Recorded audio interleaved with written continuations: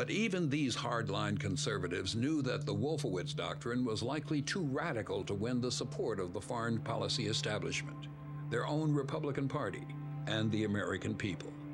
In their defining document, written in September of 2000, a full year before 9/11, they acknowledged that the process of transformation, even if it brings revolutionary change, is likely to be a long one. Absent, in their own chilling words, some catastrophic and catalyzing event, like a new Pearl Harbor. 1 year later, that event would arrive.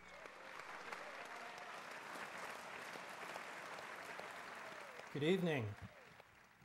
I'm glad to be part of this very important event, which is made possible by Nico's invitation and Jimmy's video. I would like to use my time to talk about the 9/11 Commission report, which is the present subject of my research. Many people have asked me, how good is the report? Well, that depends on your perspective. If you're one of the average Americans who get their news about 9/11 from the mainstream media, you will probably think the 9/11 Commission report is excellent. This seems to be the opinion of people who write customer reviews on Amazon.com, almost all of them giving it 5 stars. Some of them praise it by saying, it reads like a novel. Well, that's true. I myself would give it 5 stars if it were correctly categorized, that is, as a work of fiction. We are told in the preface that it was an attempt to give the fullest possible account of the events surrounding 9/11. Now, of course, they can't quite mean that. There were trillions of events surrounding 9/11. They meant they were going to give an account of those that seemed relevant to understanding 9/11. So that means there had to be a principle of selection. That principle of selection would be based upon your perspective. That is, your basic theory about what happened on 9/11. There are, of course, 2 basic theories of 9/11. Both of them are conspiracy theories. One of them is the official conspiracy theory put out by the Bush administration, according to which the attacks were planned and carried out entirely by Al-Qaeda, inspired by Osama bin Laden. The other account, which is the alternative conspiracy theory, suggests that the attacks were made possible by the complicity of the Bush administration itself. In the preface, we read that the report is intended to be impartial, but it is definitely not impartial as between these 2 theories. The Commission began its work simply by assuming the truth of the official theory. It did not argue for that theory, it simply assumed its truth from the outset and throughout its work. And it uses this theory to decide which events are relevant. We're also told in the preface that they intended their work to be independent and nonpartisan. Now, by nonpartisan, they meant that the committee was made up equally of Democrats and Republicans. Even this claim isn't quite true, because the chairman of the commission is Republican, and even more importantly, the executive director is a Republican.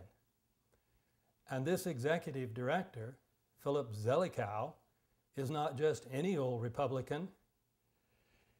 He was a member of the National Security Council of the Bush I administration, where he worked with Condoleezza Rice.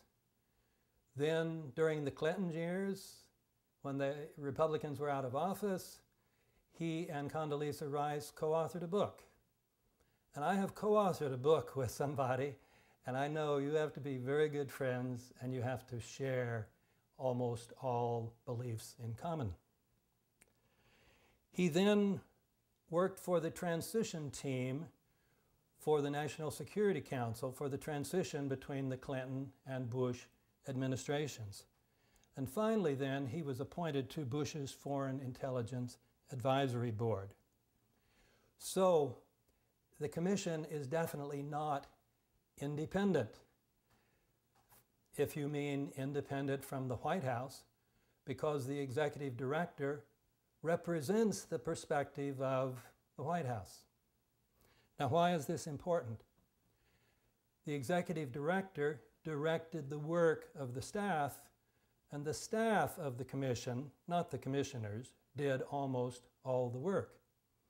And as director of the staff, he decided which lines of inquiry were worthy to be looked into, which subjects should be subject to research, and which ones should not. Therefore, as executive director, Zelikow could direct the staff to investigate those events that were relevant to the official conspiracy theory and simply ignore all events that would be supportive of the alternative conspiracy theory.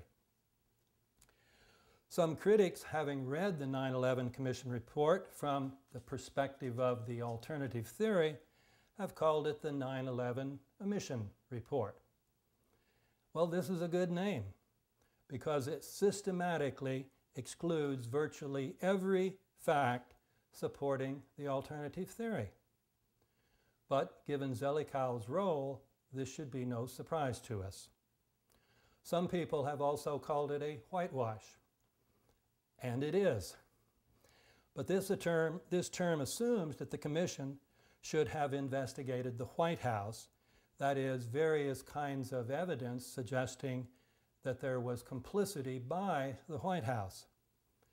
But given Zelikow's position, any investigation of the White House would have been carried out by, essentially, the White House itself. A more accurate way to put it was that as the White House's inside man on the commission, Zelikow was in position to make sure that the White House, along with the CIA, the FBI, the Pentagon, and the Justice Department, was not investigated. Once we understand this, we will not be surprised by the Commission's omissions. Christina Borgerson is the author of Into the Buzzsaw, Leading Journalists Expose the Myth of a Free Press, a collection of stories about reporters who acted courageously and discovered that no good deed goes unpunished. She's won an Emmy and a Murrow Award for investigative reporting. Christopher Scheer is the co-author of The 5 Biggest Lies Bush Told Us About Iraq. He co-authored the Oscar-nominated script for the film Nixon.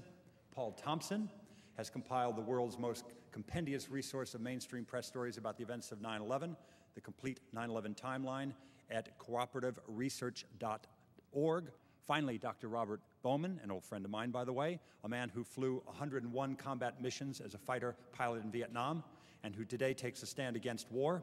He headed the Star Wars programs under Ford and Carter and then opposed them under Reagan. He now heads the Institute for Space and Security Studies. Welcome, everyone. Let me start with Dr. Bowman. What is your assessment of the film clip about the project for a new American century that we just saw? Do these guys really have that much influence? Absolutely. As a matter of fact, this bunch not only drew up a plan for the foreign policy of the United States, they also drew up a plan for the foreign policy of Sharon's Likud government of Israel. Both of these plans, drawn up by largely the same people, included regime change in Iraq as a central element. And as the clip noted, they acknowledged It couldn't happen. The American people wouldn't allow it unless there was a new Pearl Harbor. And that is what 9/11 was. If I could clarify, he's referring to a paper that came out in 1996 called A Clean Break, which was written for Benjamin Netanyahu, the just newly elected Israeli prime minister. And it's written by, I believe, Douglas Feith and a number of the people who are lately involved in this Israeli spy scandal. So David Wormser is another one. So that these, you know, the neocons, we refer to them, actually gave advice to Sharon and also pretty much the same people in the Project for the New American Century.